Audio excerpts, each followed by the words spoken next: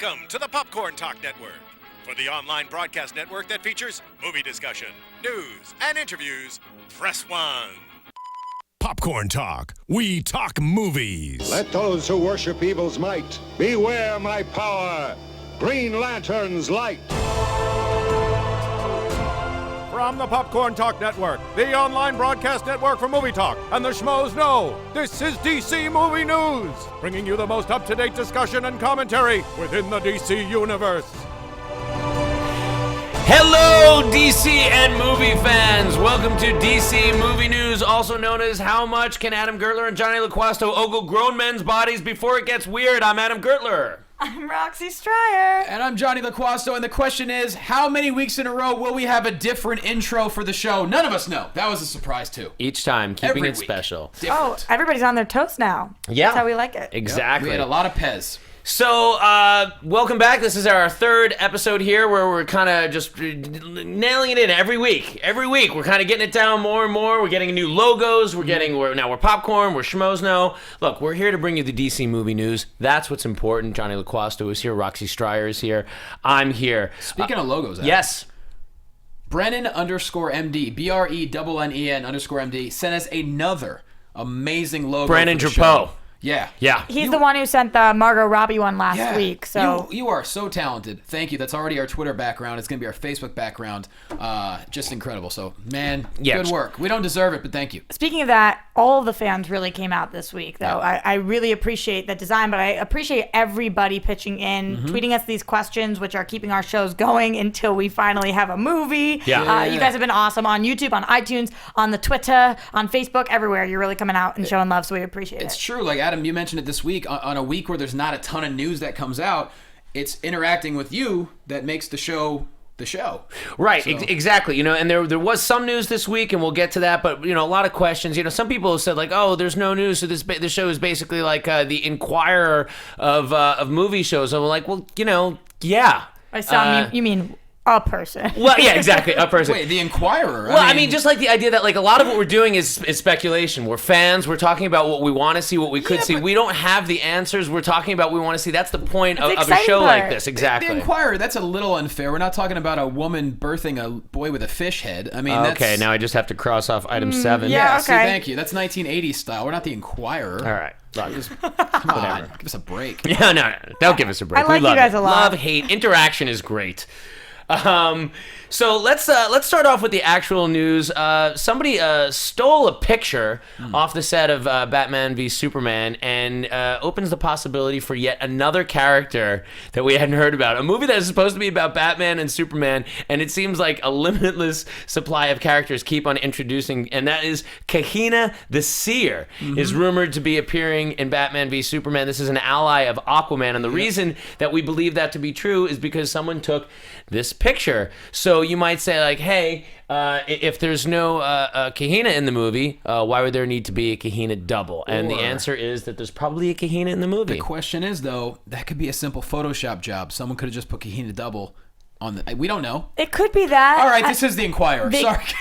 Or like... You saying an alien just landed in Ohio? No, I'm just saying, that, like, I don't know. Someone could just be like The Rock did No, last you're week, totally just right. It totally spreading could be. It could be Photoshop, or they could just be messing with us at this point, just playing little games. Or let's there could be a Kahina. assume that Kahina is in the film. Right. What do you think about that? Do you think too many characters in the film? Are you happy to see that? We already know that we're going to see Aquaman, Jason Momoa in the film. So what are Right. your thoughts? Well, we don't know how long she would be in the film for, so Right. it could just be in passing. How can I judge if I actually want to see her in when it could just be one scene and she needed a double for that one scene? And it would make a little bit of sense because we already are going to see Aquaman. She's one of the main allies of Aquaman. She's killed by Black Manta in one of the stories, or the main story, I should say. Spoilers. So I guess that would make sense. If we're going to see Aquaman, maybe seeing her, that will help set up the Aquaman film. I kind of agree with you. If this is an important character in the Aquaman movie that does maybe have, something really important regarding the plot of the Aquaman film, you want to introduce that character. So when events may or may not happen to that character, there's some emotional weight. We're invested in that character. So it could make sense. And go ahead. I'm also just a fan of seeing as many characters as I possibly can. I seriously, and that's why we love things like Suicide Squad or whatever it is. When you have a bunch of people working together, But at the same time, if she's a big part of this movie, I'll be a little confused. I don't think she will be, but I think it's very intriguing though, because she's an interesting character. One of her main power, I believe, is kind of like telepathy / foreshadowing. She can kind of see things in the future. She's a seer. Yeah, she's like a soothsayer. Maybe yeah. she'll tell us there you what's go. happening in future movies. She could have the scoop. And you look, I agree. I think if it's well written and character used properly, you can have a lot of characters in a movie. You don't want to X-Men 3 it, where you just throw a lot of things out there and nothing sticks. I think it makes sense. If they do have her in the movie along with Aquaman, I think it's only going to give us a teaser for something in the future, and I'm on board with that. All right, sounds cool. Okay, Guardians of the Galaxy director James Gunn, doing some press for the Blu-ray release this week, was asked his opinions on the WB DC slate, and he had an interesting quote. I thought we'd talk about it. Is it him or the raccoon talking? You never know. They are the same. They are one and the same Look at now. those baby blues. That raccoon has made James Gunn a hot property in Hollywood. This is James Gunn's quote. "The truth is, it's a list of titles, and if they're done well, they'll be good. The director said, if they aren't, they won't be good. But I think we have a little bit more of an idea what we're getting with Marvel. I mean, we know the actors, we know the characters, we've seen the movies with these characters. You have some idea of what's going on already. We've told a big part of that story. With DC, they haven't told the story yet." What is your reaction, Roxy? You seem chomping at the bit to chime in. A couple things. First of all, he's claiming this was taken out of context. I don't really know what context this could be put in that would make it any different. Yeah. That being said, I like the DC Marvel rivalry. I think they are fans of each other's work. I thought this was fine. It wasn't like he said, they're going to burn, it's going to crash and burn. He just said that he's a fan of the Marvel. He thinks that they've created the story. We haven't really created the DC world completely yet. I somewhat agree. I think it's going to be great when we do. Controversial? No, absolutely not. I mean, look, how could you take anything seriously when the guy is talking with a marmot on his head? I mean, It's an amphibious road. He's got a raccoon over his right shoulder, and obviously he's working with the Marvel films. Of course, he's going to have a little bit, not a chip on his shoulder, but he's obviously cocky. Guardians of the Galaxy crushed it. There's good. clearly a dig there. Yeah, however, I agree that business for one company is good business for all. If the more good comic book movies, the better for everyone. I love Guardians of the Galaxy. Yep. And the fact is, he's right. I mean, he could have said it a little bit more passively, like, well, I'm really hopeful, but it's true. It's a big, ambitious slate that Warner Brothers and DC have laid out, and you don't have the 5 or 6 movies to back it up. So with people chomping at the bit for more, there's a lot of pressure on Warner Brothers and DC right now. You never know. It says, with DC, they haven't told the story yet. The next line could have been, but I'm really excited for when they do. He did actually add later that he did say he is a fan of the characters and Right. he's going to see them and he can't wait for them to be good. He never says in this quote, and I troubles afoot, but the fact is, we still don't have a Kevin Feige at WB. Nobody is addressing the fans like Kevin Feige has. Yeah. Nobody has come out and said, hey, guys, our inspiration is the great rich mythology of these comics, and that's what we're giving them to you. Nobody has addressed us via interviews or anywhere else. So please, talk to us! And don't forget, Gunn may have a little bit of an ego to where, like, well, Guardians was amazing. I did amazing work. Maybe they're going to use some of my ideas with Suicide Squad, that kind of thing. Because the stories, I mean, you have a group of people coming together, a group of misfits. So he might see that on the slate and be like, all right, top that. I opened the biggest film of 2014 up till probably this weekend when Hunger Games comes out. I'm going to have a little bit of an ego too. Yeah. And you know what? It's well deserved. Moving on to the next item. This is an exciting bit. It's not a huge piece of news, but Global News, a Canadian outlet, reported that Suicide Squad begins filming next year at Pinewood Studios in Toronto. Now, the film will reportedly shoot from mid-April of 2015 until August, which gives it a year of post-production. And we had to show, speaking of Brennan Drapeau's wonderful artwork, we had to bring that one up again. So badass. So Guardians shooting at Pinewood Studios, not the one in England, but in Canada. And So I imagine we're going to have a cast by early next year then. oh yeah, I think before. Yeah. I think it's going to be our Before the end of the Christmas year? present. I do. I'm hoping so. And honestly, this wasn't shocking news. Toronto. Okay, a lot of people film in Toronto. I'm going to keep screaming. We're going to keep using this podcast as a pedestal to rail against the gods, to give us something. Give us some Christmas love. If we talk to them, they will talk back. I think so. I mean, I think Margot Robbie's probably a shoo-in. Yeah. But are you excited about the fact that it's going to start shooting? I mean, does that make it feel more tangible and real to you? I mean, absolutely. But it also makes me more anxious about it. You know, when I know they're shooting, I'm like, okay, leak something. Somebody steal something. Do something. There'll be plenty leaked. I think, yeah. I mean, look, I kind of agree with you. I think that too much is leaked these days from the movies. Like, I still want to be surprised about the stuff. So even when I'm saying I want to know the cast, I do like I have this sort of romantic idea that they know exactly what they're doing and they're controlling how the information comes out. I really want to believe that that's the case. Are you kidding me? Absolutely. I think they know exactly. I think that at this point they know who they want to cast. It's just a matter of strategically dropping these little. Or who is cast. If they're shooting, they have the cast. Yeah, right. Absolutely. I Working think, on contracts, but yeah. Yeah, maybe some finalizing some things. There've been rumors. I mean, like people flying, off the rails about like, the Joker shouldn't be even in it. We've already talked on this podcast before about the Joker could be in it in a number of different ways. You have no idea how they're going to use the characters until we see the film. On that, though, I actually saw, we were talking about Jared Leto being Joker potentially, but I saw tweets this week about maybe having Jake Gyllenhaal after seeing Nightcrawler. People were saying that he would do a really great job, and I started thinking about that. I actually think Tony Moore was the one who tweeted that, and I thought that it was a really great idea. Yeah, I think DC probably started those rumors to help edge the contracts with Leto. So you gotta be like, hey, if you don't want to sign with us, dude, we got someone else. We got Gyllenhaal, we got Jake or Maggie. We'll get them both. We'll make them Joker and Harley Quinn just to add an extra level of creepiness. Or Joker and Joker's daughter, a little bit even creepier than that. I don't know if I want to see Maggie Gyllenhaal in another superhero movie. I don't know. I mean, plus you don't know how we're like you said, we don't know how we're gonna use him. It could be something as just seeing the Joker's shadow, and we would all pop for that. Like, oh my god, that was amazing. You're so right. Or music, anything. The good thing with building a slate of movies over the next 6 years is that let's have some of these big names come in really small parts and just plant these little seeds underneath the main story. Like, I love that kind of layered storytelling where we have a main plot and we're also building to all these different stories. I think that's the way. Some other people were asking, are we going to see the villains of the Justice League in the Suicide Squad movie? Probably some. I mean, when you have the advantage to have part of a film in an Arkham or a Blackgate, you're always going to see, every time you walk past a prison cell, you get a little nugget there. Right. Yeah. A lot of times less is more. It's like we're watching Man of Steel, and you get to see like the Wayne Enterprises and like the Luthor Corp and everything, but you have to look for it, and it's easy to miss. I love that kind of stuff. I love being able to watch back and be like, oh, okay. Like in the Hulk movie, when you for a glimpse, you see Captain America falling in the avalanche. That is you have to look so closely. That's like the magic eye with me. I've tried to see Captain America 1,000 times, staring at the thing. I'm like the dude in Mallrats, and I'm like, why can't I see him? You have to pause at the exact perfect moment, and it's almost impossible. I get a shaky pause. I agree, though. I think the Easter eggs are amazing that they drop for us, and the fact that we know where we're going makes it so much easier to drop those hints. We have already seen what we're doing until 2020, so it's like, if they have a destination, then you'll be ready to drive by that time, if I'm not mistaken. Okay, so now Roxy will be a full-grown adult. We're actually legal. We'll be legal. We're gonna take it down a little bit, folks. We're gonna get a little. Thanksgiving is next week. We're getting a little sentimental. We're gonna bring it in. We're gonna show you something that's gonna warm your cockles. If you have your heart. A human soul. Then this is going to be really touching. We debated about whether to show this because it's kind of heavy, but it's awesome, and it is the holiday season, so and I don't we want think to show this everyone's to you. seen it. So I think it's important for people to see. Filmmaker Brett Culp has been working on a documentary called Legends of the Night.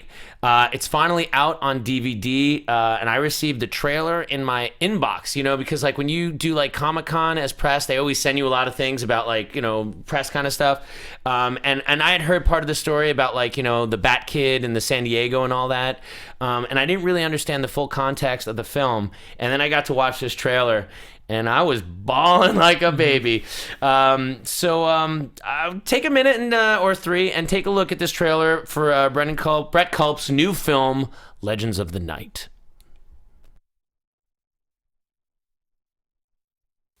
You're tuning in to the Black Hollywood Live Network, featuring news, interviews, and commentary on all things Black Hollywood.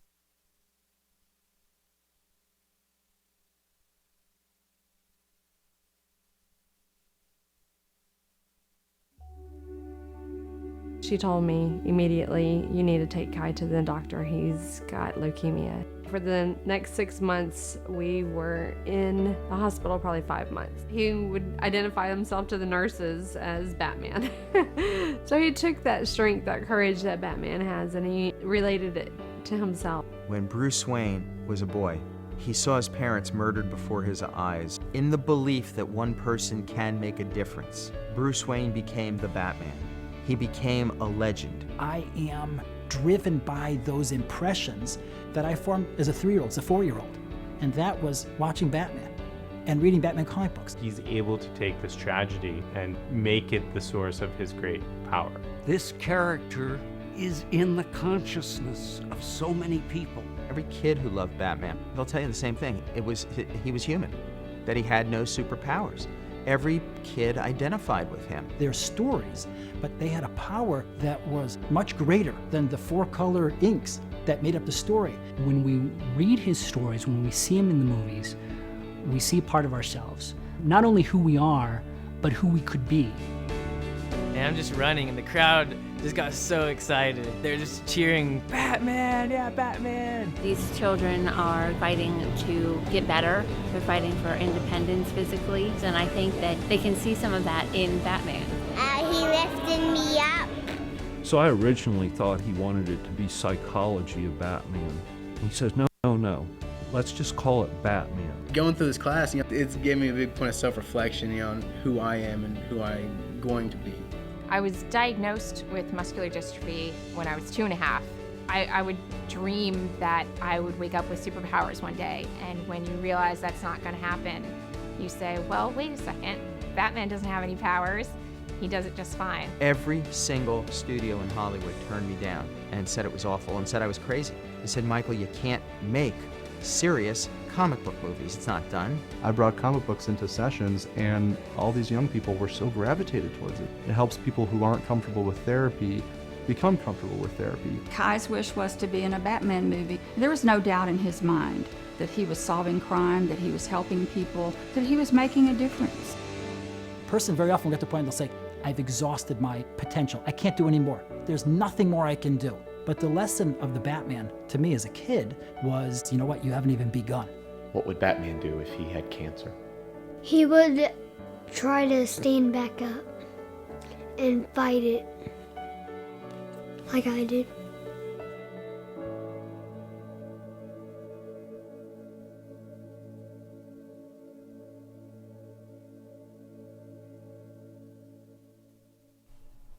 Yeah, pretty awesome stuff. Yeah. Visit the website, www.wearebatman.com, and you can visit the iTunes store right there and download that film. Yeah. You know what I think's so unbelievable is that when you're creating these characters, you don't realize the effects that they can actually have on somebody's life. Mm-hmm. Like their actual life, their real life. This is a character that's 75 years old. You know, so clearly it's still at the forefront of the cultural, mainstream consciousness. Everybody is aware, and he's so well loved.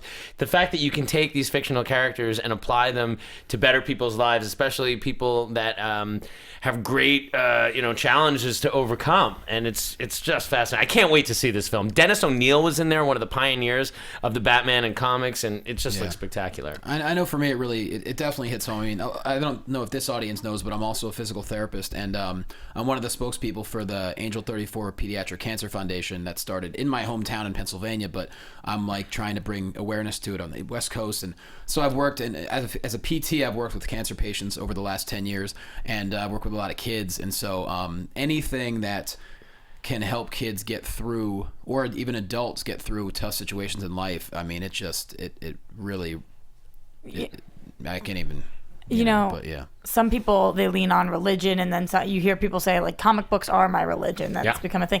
Well, like you're saying, Johnny, anything that helps you get through something, I think that it's unbelievable. It's unbelievable. Oh, yeah. I mean, look, I remember I used to be called Batman sometimes when I was just a little chubby kid that was made fun of, but Batman made me feel better. Like the comics, that's what I retreated to. That's if I was made fun of for anything, that's what got me through it. It was these heroes were my heroes. I believe they were real. I used to believe that I would wake up with superpowers. I believed for a long time I had superpowers. I don't know that I don't believe that right now. Mm-hmm. Right.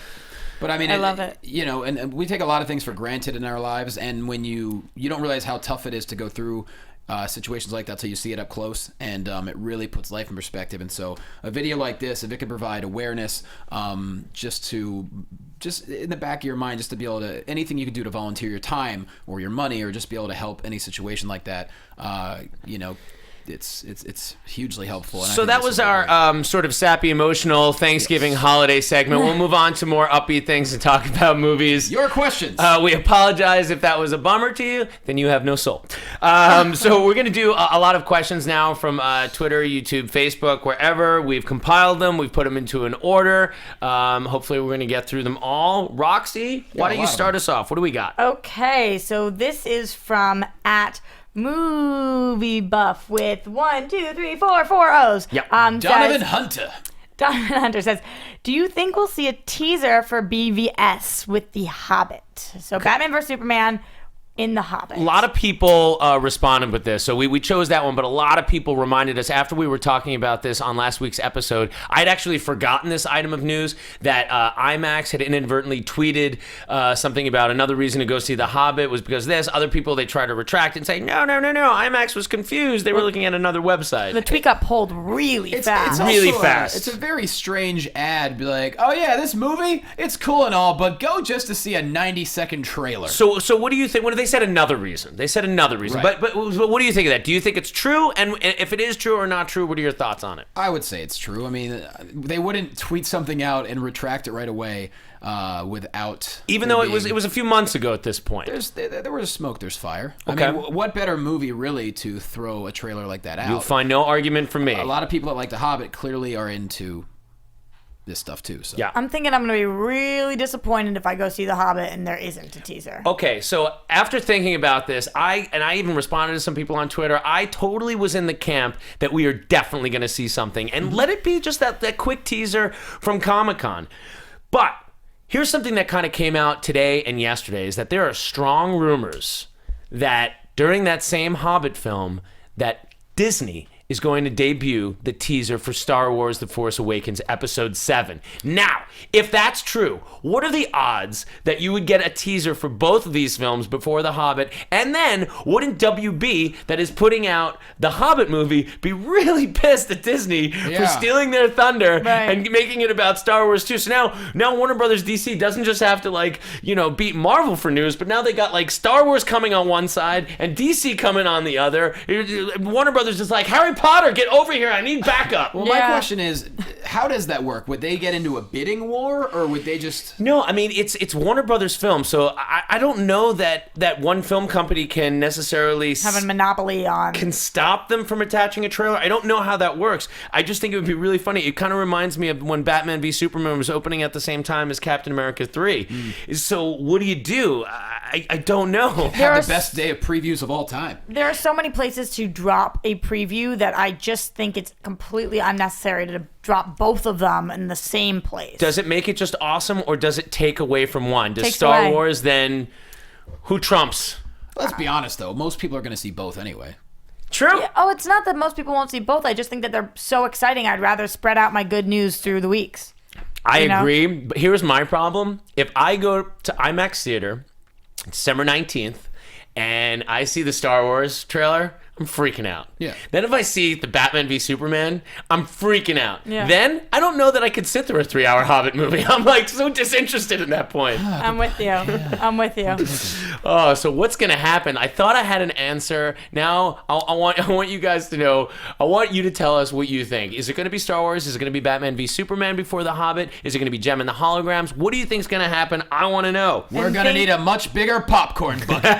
Thank you guys for reminding us also, because you guys are the best fans of all time. So letting us know. We talked about the Super Bowl, we talked about Comic-Con, but you guys were right, and we had forgotten about it. So thank you. Mm-hmm. Okay. Next question. Moving on to Straight snuggle. Straight snuggle. Straight snuggle. STR8 snuggle. Which wants to know- LaQuasto and I know what to do when it gets cold. That's right. Why am I never invited? Which movie has it's a more straight pressure to succeed, Batman v Superman or Suicide Squad? Which movie has more pressure to succeed? LaQuasto. That's easy. Come on, man. Batman vs. Superman. It's the leadoff hitter. Well, technically, Man of Steel was the leadoff hitter, but Batman vs. Superman's coming before Suicide Squad. Oh, wow. I gave you your Amanda Waller. I know you're a big fan. What's up, girl? She got some thick legs. Batman vs. Superman has to be the one with more pressure, because if you start off amazing, people are going to be that much more pumped for Suicide Squad. If Batman vs. Superman lays somewhat of an egg that many people think Man of Steel did, then you're really just kind of trudging through until you get to Suicide Squad. I completely agree. Also, it's the first time in a live action we're seeing Batman and Superman on screen together, so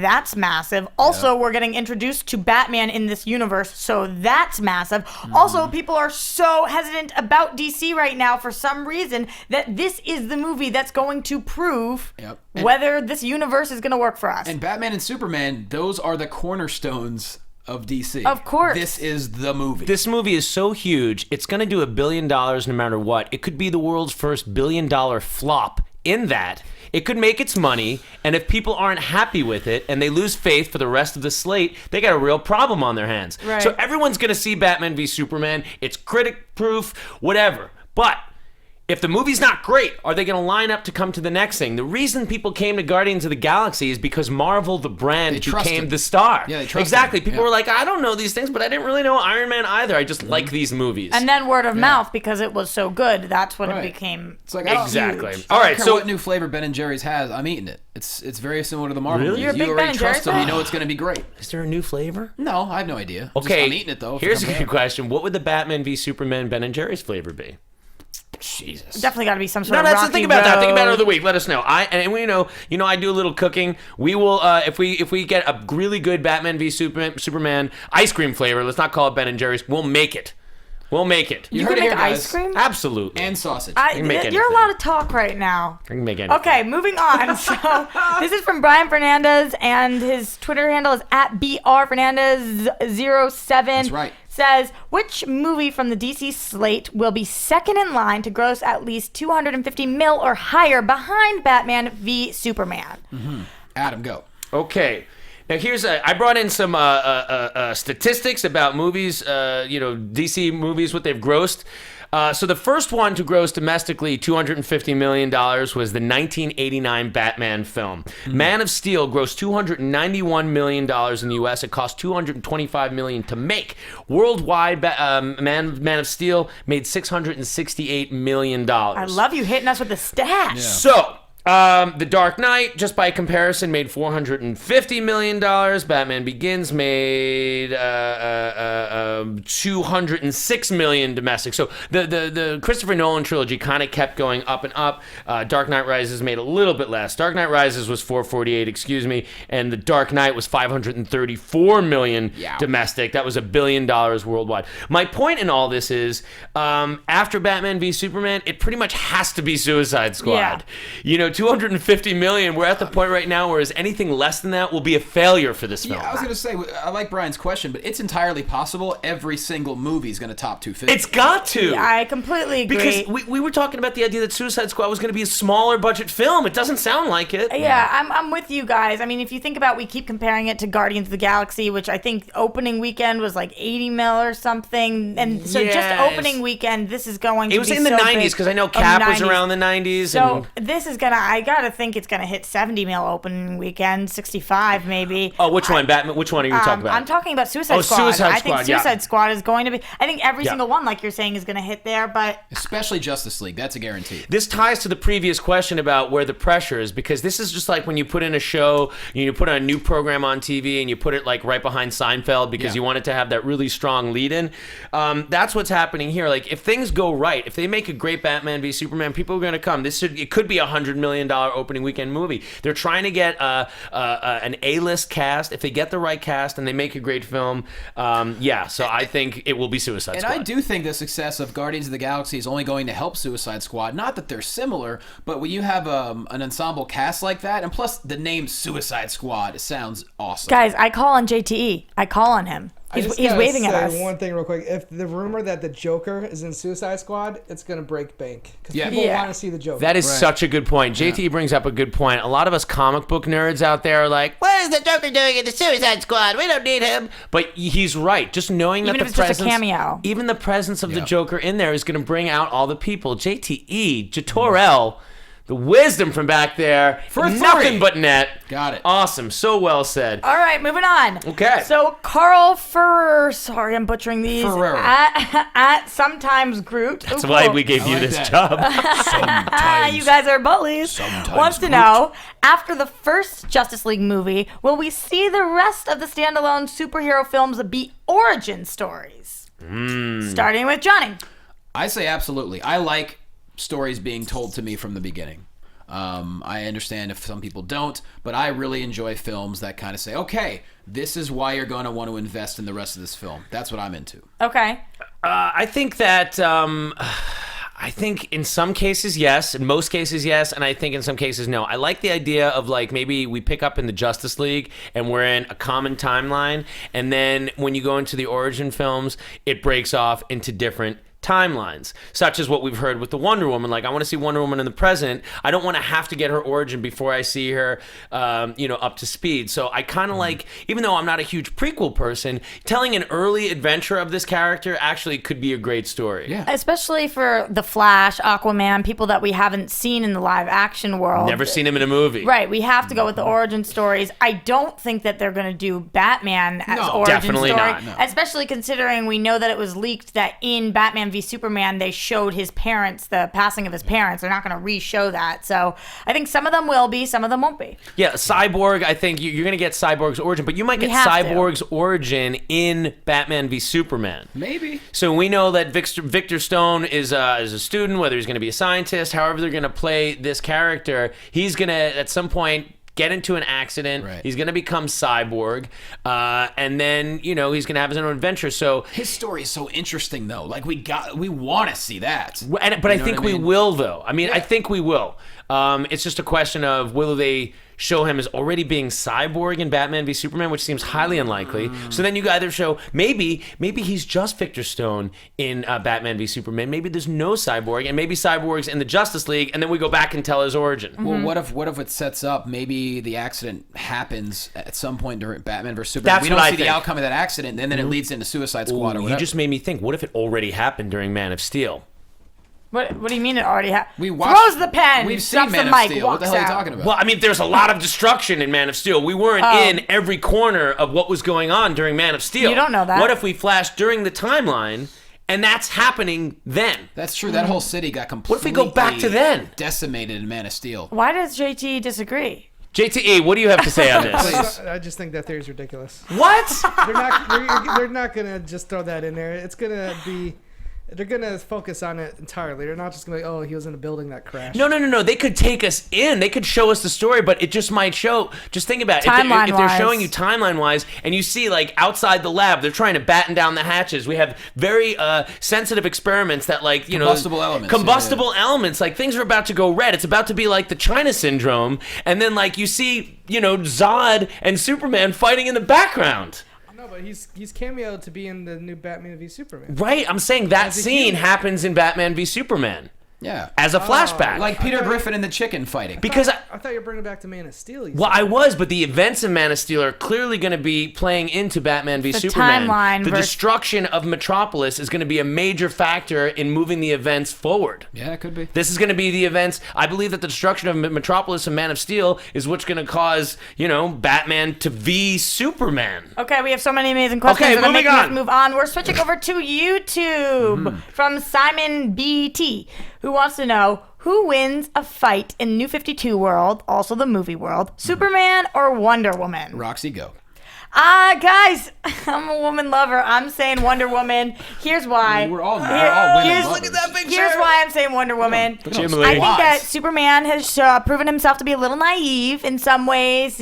And in New 52, we know that they're lovers. And I think that could get to his head. And all she needs is some kryptonite. And he is kaboom. And we all know women do have superior intellect. Let's Yes, not it's forget very that. true. So what do you think? I was really interested in Laquasto's Imperium because he has a lot of wrestling background, and you know how fights happen and that kind of the legend and rivalries and power sets. So I want to know, like, from a wrestling point of view, what do you think of this battle?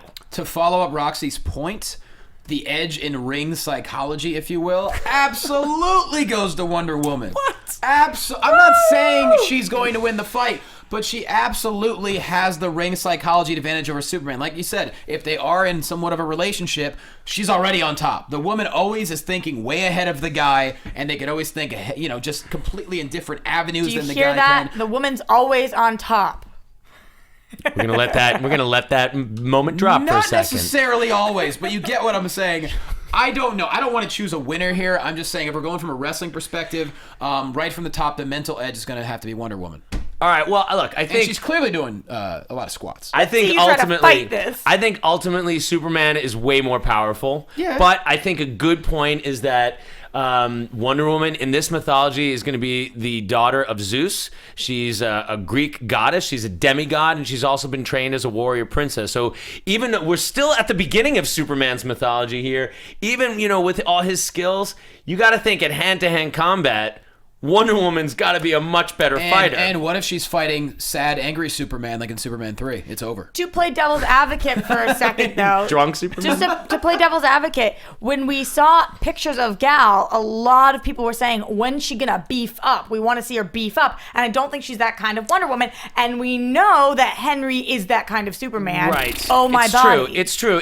His body's incredible. Damn it! Let's did not it talk. again. Let's not. I don't know how I walked right into that one, but look, she's a demigod, and I think like with gods, I think even if you got kind of like a beer gut and you're out of shape, you're like, but I'm still a god. But then I think of that Hercules sketch on Saturday Night Live when like Steve Reeves was the out of shape Hercules and was like, I cannot lift that rock; it is too big. If I had some training, but no. So I hope that answers your question. Okay, great. Moving on to Chris John Loutons, thank you. Wants to know also, who'd you guys want to play Green Lantern and which Green Lantern? This is confusing. Okay, this is a really complicated issue, guys. I don't have an actor chosen. Look at how many different versions. I mean, this isn't even like 5% of the people that can be called a Green Lantern. They did an origin story in the first film. The Green Lantern is an intergalactic police force that basically, polices the galaxy. So you have some assigned to Earth, you have some assigned to different parts of the galaxy. You can go a lot of different ways. I think it's complicated, but I think it's a no-brainer who I want as the Green Lantern, which is Jon Stewart. I think that it's awesome. He's got a really cool background. The Daily Show, Jon Stewart. Different Jon Stewart. Not the actor. This is the character. Oh, I'm who sorry. I is thought a you Green meant like, Lantern. who do you want to not play who I want to play. comparison. That character that I want in there. It's more Because confusing because the Daily Show guy is actually a Red Lantern as well, so it makes it more confusing. But a Green Lantern we're talking What about. I like about Jon Stewart is his background. He had this rough childhood. He's kind of from the streets, and he doesn't take crap from anyone. I would love to see him on film. I definitely don't want to see Hal Jordan after the awful thing that we won't even discuss right now with Ryan Reynolds. I mean, I want to see Jon Stewart. I think it's great. Okay.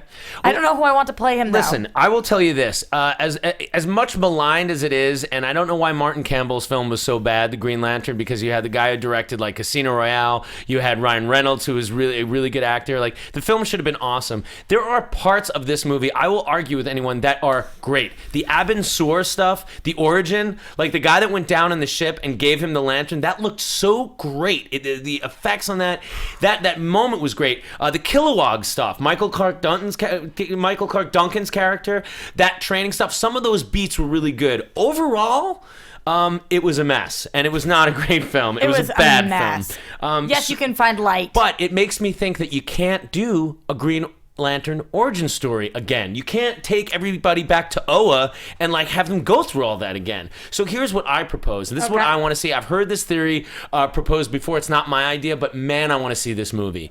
You do a Green, and Jatorel, feel free to chime in on this. You do a Green Lantern buddy cop film. Okay, Right. One of No. them is Jon Stewart, and one of them could be Guy Gardner, who's kind of like the douchiest Green Lantern of all the time, with like a really weird bowl haircut. And you do this like really kind of mismatched buddy cop film, or you can go Alan Scott, who's the original Green Lantern, who in the New 52 is a gay Green Lantern. He's an out homosexual male Green Lantern, which would be kind of interesting. Yeah. And if you did it as a buddy cop film, you don't make it all about that, but maybe you make one of these Green Lanterns is also happens to be a gay male, and then it kind of like lessens the blow, and you're not like putting your whole franchise based on a really risky property. This is starting to sound like Police Academy 11, is what it's starting to sound a little bit I'm like. just worried about that. I mean, we already are talking about how we have so many characters. We're not seeing Green Lantern until 2020. That's not true. No, we'll see Green I'm saying Lantern in there- Justice No, League. I'm saying we're not seeing the movie. Right. So we're going to actually have to see these actors in the Justice League. Are we going to see both of them then? Right. Are they only going to have one in there and then he You ends could up see the buddying core. up? I mean, if the threat in Justice League is intergalactic, you could see many members of the core. You don't got to just see one Green Lantern. You don't think that's going to be confusing for Justice League, us to have two Green Lanterns? There could be 100 Green Lanterns. You could see Darkseid take out a whole squadron of lanterns, and that's like what establishes a threat of a more intergalactic proportion than like wiping out many lanterns. I think by 2020, people would have long, thankfully, forgotten about the Ryan Reynolds Green Lantern film. Mhm. I don't think they necessarily have to worry about kind of tiptoeing around that. So you want to see Hal Jordan again then? I'd be okay with it. Okay.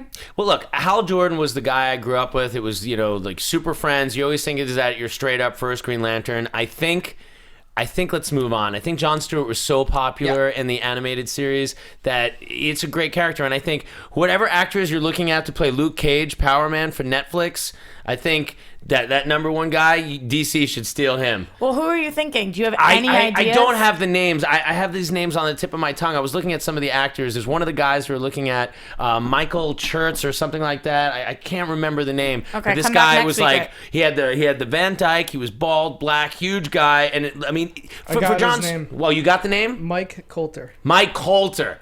JT. Look at this guy, Mike Coulter. If he doesn't look like Jon Stewart, like I don't want to be a bandwagon guy, be like, oh, it should be Idris Elba because he should play every role. But you need a guy that's got weight, that has real acting chops to play a Jon Stewart, and I think that's the character we want to see. Okay, Let's we're move moving on. I on. wanna talk Aquaman. Yep. Okay. All right, great. So Chris Sanchez at Avatar Jedi wants Yeah. to know: you think they'll There go? he is. There he is. That's a handsome man. You think they'll go the New 52 route with Aquaman, or will he already be king?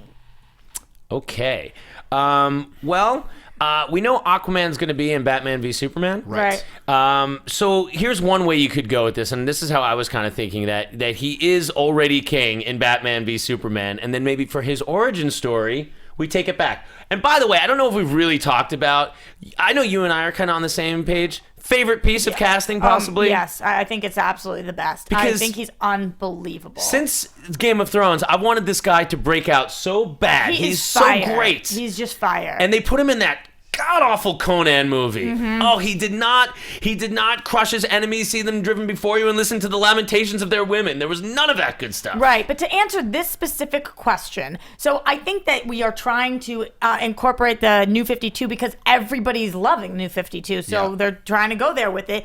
But he looks like a king. After the casting, I'm like, he already looks like he's badass and is a king. So I don't know. I think it's complicated. Maybe we see in some of the films him trying to become the king and having Atlantis need him to be king, whatever it is. I think we're going to get a good indication in Batman vs. Superman which way Aquaman's going to go. Depending on how he makes his appearance, that can give us a little bit of a clue. Because obviously, I think whatever appearance he makes in Batman vs. Superman, that's going to be a pivotal moment in the Aquaman movie. So we could have an origin story up until that pivotal moment happens in Batman vs. Superman. Then the story progresses from there. It's true. There were rumors that Aquaman was involved somehow in saving that younger Clark. Yeah. But that's all just rumor mongering. We don't know. We could also very easily see a younger Arthur Curry played by Jason Momoa, and he's sort of Aquaman-ish, but he's not the king of Atlantis yet. By the time we get to Justice League, though, he has to be king, right? right? He has to have his full. Probably. I don't know that he needs to be king. I mean, like, look, we were going on the journey with these characters. He still has his powers. He doesn't necessarily need to be king. If he's already king, it kind of gives you nowhere to go dramatically. That's the problem with that. Right. Is if he's already, the ruler of everything, it kind of makes it too pat. Also, there's a lot of similarities, obviously, with the character Namor. They were both kind of like from around the same time. I'm not even sure who's first. Who was first, Namor or Aquaman? They both go back to like the 30s and 40s. I say give me origin or give me death. Okay, fair enough. Okay, moving on from at You're so good reading these names, by the way. This is an odd name. At Sutu Porty. I'm so sorry. I do it on the Schmo Show too. I butcher names. Porty. Okay, so they want to know. I'm excited to talk about this one. Should the Cyborg be the New 52 one created during Darkseid attack, or maybe be a Dark X member of Teen Titans? Go, Teen Titans. Well, okay. Here's the thing with the New 52 in general. I will admit, I'm starting to read more of the New 52. I haven't read a ton of it up till now, and I see why people are kind of like a little 50-50 on it. It feels like, and it really is, clearly something that Warner Brothers established just so people are familiar with where the cinematic universe is going to go. Right. So it really, I think it's safe to say that what you see in the New 52 is a fair blueprint. I mean, Jeff Johns is the chief creative officer for the comics and the movies. So clearly they're trying to make a through line. So all the young people and everybody collecting the toys, reading the comic books, watching the movies, it all feels like the same world. I love the Cyborg story about how, he's a football star. His dad never goes to his games. He's too busy being a scientist. And then he goes to complain to his dad. Next thing you know, big explosion. Everyone dies except for the dad and his son. He has to rebuild him. Right. It's going to be really intense. But the question is whether like he kind of just says, I'm going to use this alien technology and that automatically rebuilds you, or if like the dad has to use like cybernetic parts that he was working on and really build him that way, more of like a RoboCop origin. Yeah. One is more of like a dark side magic kind of alien thing. Well, I think that we're going to see Darkseid as the big bad for Justice League in this. I mean, there's nobody. The first one or the second one?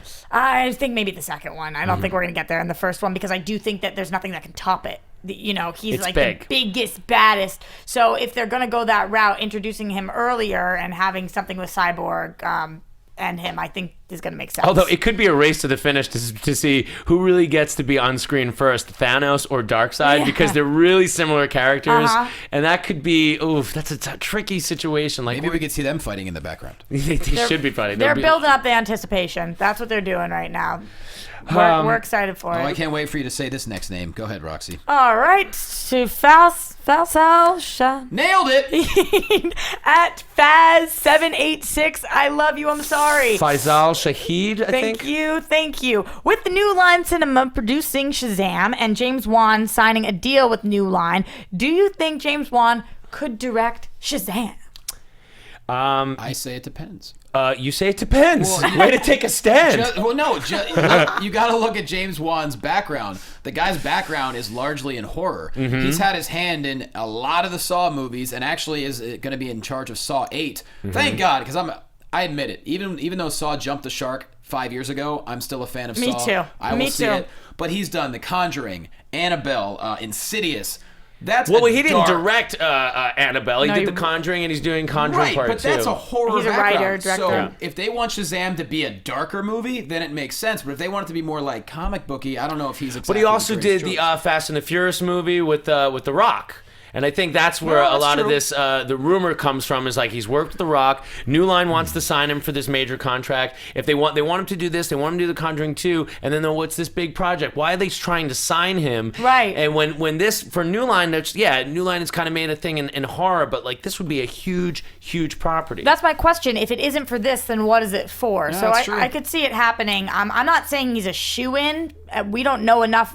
We talked about last week with The Rock talking about Shazam. We don't know what's going to go on in the movie. So like you're saying, Johnny, if it is darker, it's one way. But imagine if this is some light thing that you don't want to see. It's not that. It's okay. And this is the thing is, it's not that I don't want to see humor and different tonality with Shazam. It's just that I want to see whatever world it establishes, that it sticks to the rules of that world.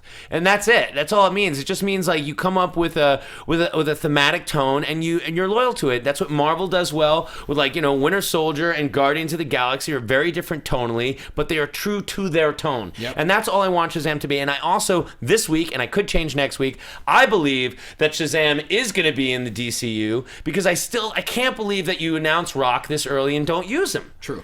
And I believe, and you really tricked me. No, you convinced me with the swerving and all the wrestling talk. I think that He's smart. I think that's the way to go. I do think it will be James Wan. I'm putting my foot down. I think it's going to be The Rock is a very persuasive man. He knows exactly what he's doing, and just about anything he does, he's literally. So for him to throw a swerve, it wouldn't surprise me at all. And so I'm just saying, going back to the pro wrestling thing, it wouldn't surprise me if he did that. How many more do I have time for? 1 or 2. We got about 5 more minutes, Don't but forget, now we get plenty more next week. So that's right. We have lots of show. Next week, by the way, it is Thanksgiving, so I think we might see a different style show. We might do another kind of like Marvel, DC crossover kind of thing. We might not all be here. We might do like an hour where we talk about our favorite like Marvel-related films of all time, and then on the DC show, we might talk about some of our favorite DC-related movies of all time. Kind of the movies. You'll be here in spirit. Are we putting it up Thanksgiving morning, Wednesday night? Probably, yeah. It'll probably go out Wednesday night. So the kind of movies that would be good to watch along the holidays. So tweet us some of your favorite all-time comic book holiday-ish kind of films. And our Facebook page, guys. Facebook page. Click like. Hashtag DC Movie News, always. Okay, great. I'm going to skip over then to YouTube to get somebody we haven't heard from yet, which is Eric Slabby, who wants to... Oh, Slabby. Wants to know 2 quick questions. If you could be any DC character, good or bad, who would you be? And is there any DC movie that DC could announce that you wouldn't be super excited for? You had to ask the question I didn't even see. Damn it. I did highlight the other one. That's okay. Here's the thing, though. You can answer this. If you could be any DC character, who would you be? I mean, no. I know yours. What? The Super Mario brother? Oh, I thought you were... No, definitely not. Really? Batman would be mine. That sounded like the Super Mario I mean, Batman's awesome, but... A little bit. I gotta go super obvious. I gotta go Superman. Like, who wouldn't want to have Superman's powers? I'd rather be Batman. Really? Yeah. Wouldn't you want to have 2 dead parents and just be like the most lonely guy in the world? Don't forget, well, Superman's still got 2 dead parents, okay? So we're gonna start there. Don't forget, Batman's why she got into this whole thing. So she loves Batman. Look, I love Flash. Batman is my all-time favorite character of Batman's all time. parents dying is what got you into it. Oh, yeah, you mean back in the day, my favorite DC moment. Yeah, it's true. I love Batman. I think that he's awesome. I think that a lot of these characters are awesome. So I'm saying Superman. It's super obvious, but come on. Flying, all those powers. Batman, waste. Just go training. Just go to the Himalayas and start training. You don't need to waste your wish on that. What do you say, Plasto? I'm being Aquaman. I'm judging you. I'm Aquaman. I love the beach, man. Nice. See, that's a good one. You can go talk to the I'm not going to be fishes. honorary Aquaman. I'm going to be like cool Aquaman. Like if I come out of the water, we'll. I'm going to do it again. Are you built like Momoa? Oh, so good. Would you hang out with me, dude? I don't want to show off. Guys, what about the second part of the question? Is there any DC movie that DC could announce that you wouldn't be super excited for? I think the answer is no. No, I mean, come on. I think I'd be excited no matter what they say. No, I'm sure there are some. Swamp Thing. No, I'd be very excited. I was gonna say something like, "Oh, Hawk and Dove," but no, Hawk and Dove would be great. I guess if they announced a Green Lantern 2 starring Ryan Reynolds, GCPD. Okay. Okay, we're moving on. Do we have time for one more? That's done. We're done. Yeah, no. What? Yes. All right. Let's wrap it up. We have some many more questions. We'll keep rolling. Yeah. We have other questions we'll get to in future weeks, guys. Keep the questions coming. Keep them coming. Thanks for being so patient. Thanks for hanging out with us. We hope you like the show. All that good stuff. We'll see you next time on our special Thanksgiving episode. Once again, my name is Adam Gertler. You can find me on Twitter and Instagram at Adam Gertler. I'm Roxy Stryer. You can find me at Roxy Stryer. Johnny LaQuasto at J Quasto. All right. We'll see you next time.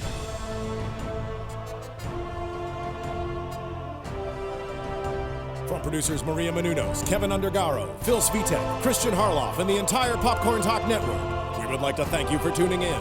For questions or comments, be sure to visit popcorntalk.com. I'm Sir Richard Wentworth, and this has been a presentation of the Popcorn Talk Network. The views expressed herein are those of the hosts only and do not necessarily reflect the views of its owners or principals.